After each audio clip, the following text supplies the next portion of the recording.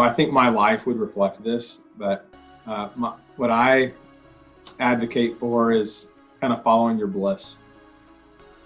I think a lot of people look at that conversation and are very practical about it. And I think when I look at a 30,000 foot level of society and I see I see that we could use more people that are doing things that make them come alive as opposed to what's just practical. And so that's how I guide that decision, is what I think the world needs more of.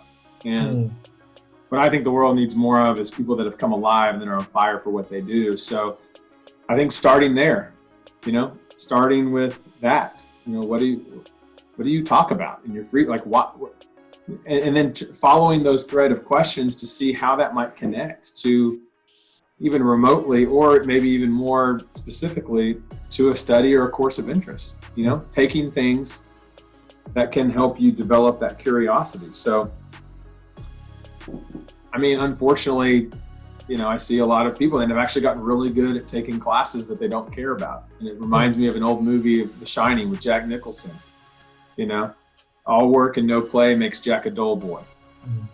And I would say the same thing for students. All practical thinking and no passion makes Jack and Jill a dull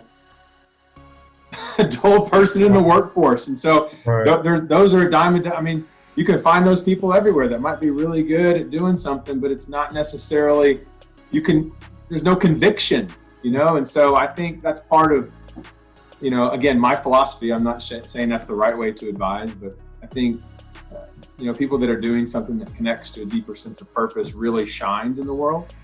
And so I try to plant those seeds early and often with students as they start to think about, and again, it may not come to you quickly.